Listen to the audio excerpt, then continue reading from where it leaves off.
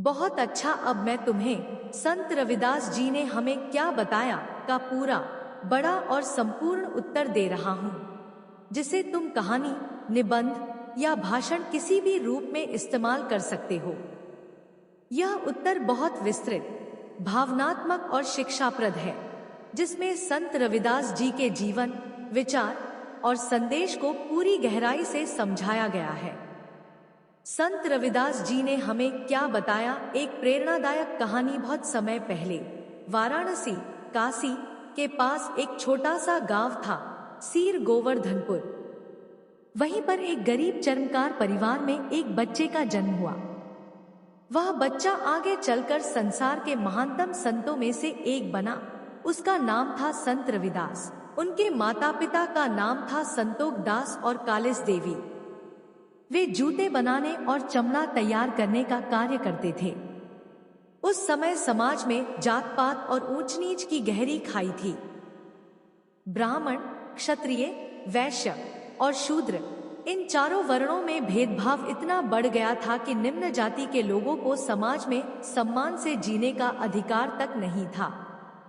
परंतु ऐसे समय में संत रविदास जी ने जन्म लेकर समाज को समानता, मानवता और प्रेम का अमर संदेश दिया।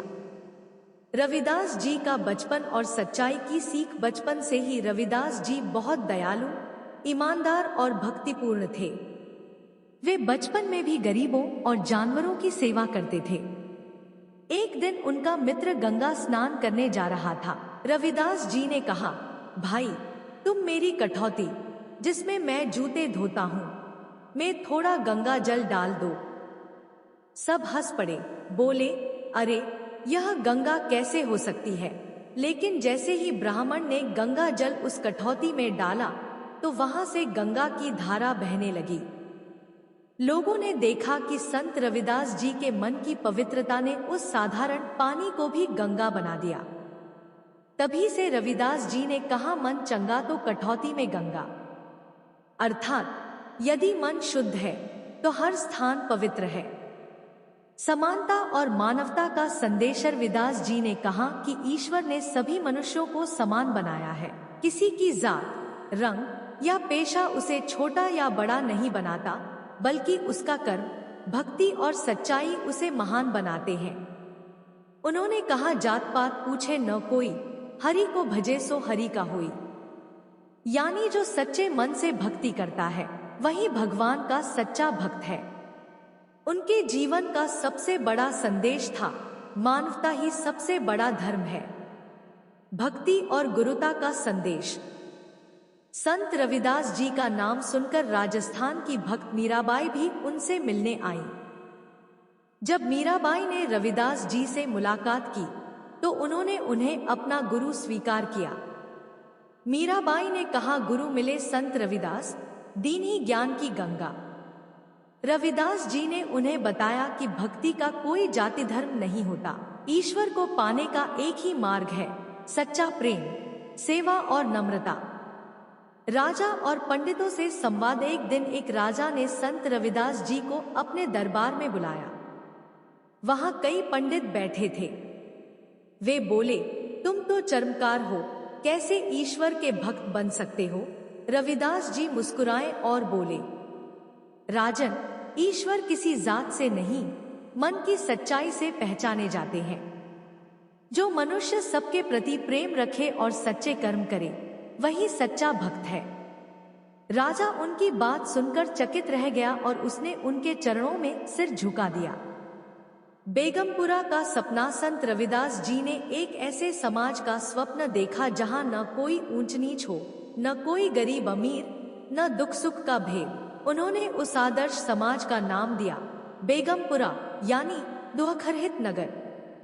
उनकी प्रसिद्ध पंक्तियां थी, बेगमपुरा शहर को नाम, दुख अंदोह न तिसे ठाम।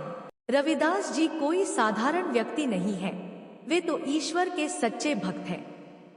भक्ति और समानता का संदेश। संत रविदास जी ने कहा कि ईश्वर सब में समान रूप से है, न कोई ऊंचा है न कोई नीचा।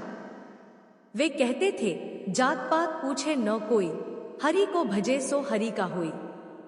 अर्थात जो ईश्वर की भक्ति करता है वही सच्चा इंसान है, जात या कुल से नहीं।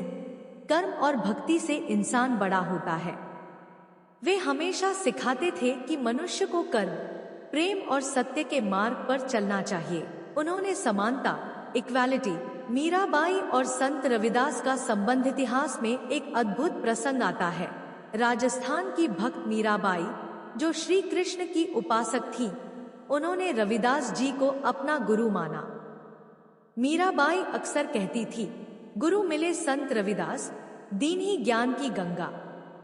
रविदास जी ने मीराबाई को सिखाया कि भक्ति का मार्ग सभी के लिए खुला है। कोई भी भगवान को पा सकता है यदि उसका मन सच्चा हो। राजा पंडितों से संवाद। एक बार एक राजा ने रविदास जी को दरबार में बुलाया। वहां कई पंडित और ज्ञानी उपस्थित थे। सभी ने रविदास जी से प्रश्न किया, तुम तो चर्मकार हो, तुम ईश्वर के भक्त कैसे हो सकते हो? रविदास जी मुस्कुराए और बोले, ईश्वर किसी जात या पेशे से नहीं, सच्चे मन और कर्म से प्रसन्न होते हैं। यदि मन निर्मल है तो वहीं भगवान का वास है।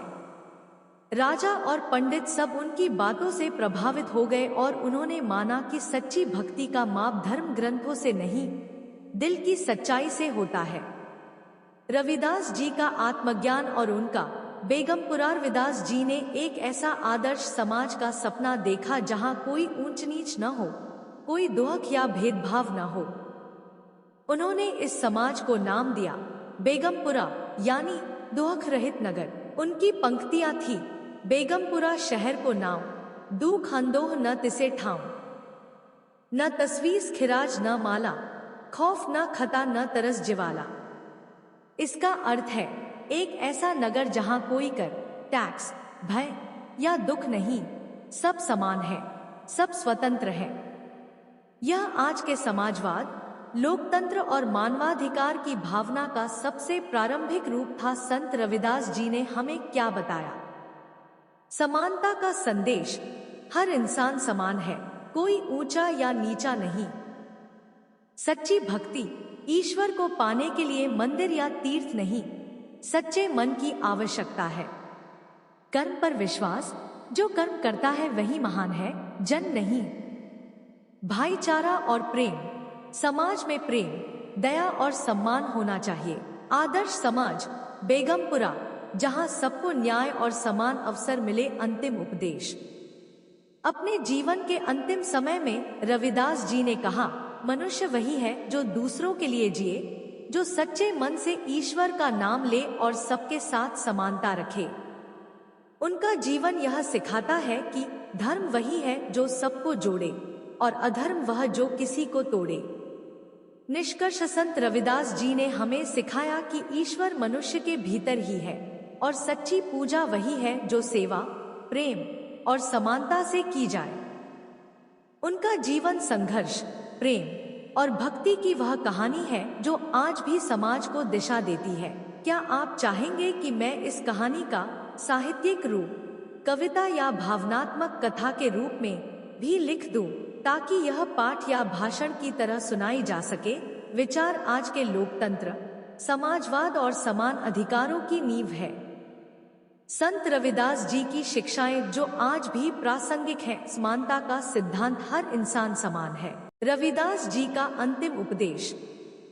अपने जीवन के अंतिम समय में उन्होंने कहा, मनुष्य वही है जो दूसरों के लिए जिए, सच्चे मन से नाम ले और सबको समान माने। उन्होंने यह भी कहा, धर्म वही जो सबको जोड़े और अधर्म वह जो किसी को तोड़े। उनकी वाणी आज भी समाज को एकता, समानता और प्रेम की राह दिखाती है।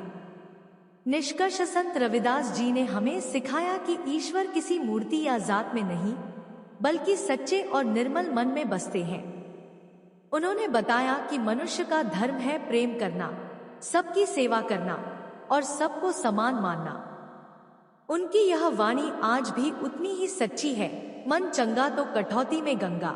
अगर तुम चाहो तो मैं इसी कहानी को कविता के रूप में या विद्यालय भाषण के रूप में 3 से 5 मिनट लंबा भी तैयार कर सकता हूँ, ताकि तुम इसे मंच पर या स्कूल में बोल सको। क्या तुम ऐसा चाहोगे? बहुत सुंदर प्रश्न। यह बात संत रविदास जी की शिक्षाओं और उनके जीवन के संदेश से जुड़ी है।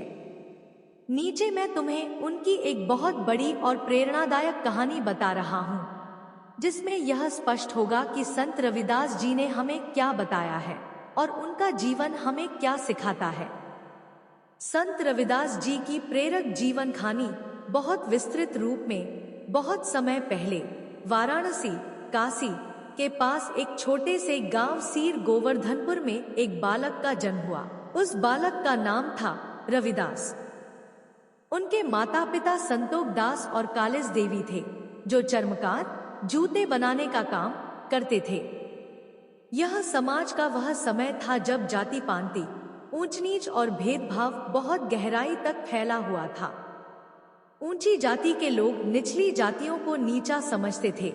उन्हें मंदिर में जाने, पानी भरने, यहाँ तक कि छूने तक की अनुमति नहीं थी। रविदास जी बचपन से ही बहुत दयालु, ईमानदार और विनम्र थे। वे माता पिता की तरह जूते बनाते थे, परंतु मन उनका हमेशा ईश्वर भक्ति और सत्य के मार्ग में लगा रहता था। वे अक्सर कहते थे, मन चंगा तो कठौती में गंगा। अर्थात यदि मन पवित्र है तो वही गंगा है, किसी बाहरी स्थान की आवश्यकता नहीं। बालपन में चमत्कार और सत्य की खोज एक बार की बात है। रविदास जी का मित्र एक ब्राह्मण लड़का था। एक दिन वह स्नान करने गंगा नदी गया और रविदास जी ने कहा, भाई, तुम गंगा स्नान करने जा रहे हो, मेरी यह कठौती, जूते धोने की बाल्टी में भी थोड़ा पानी डाल दो, यह भी तो गंगा के समान पवित्र हो जाएगी। लोगों ने उनका मजाक उड़ाया, लेकिन जब ब्राह्मण ने ऐसा किया तो उसने देखा कि उस कठौती से सचमुच गंगा जल की धारा बहने लगी। सब लोग चकित रह गए। उस दिन से लोगों को समझ आने लगा कि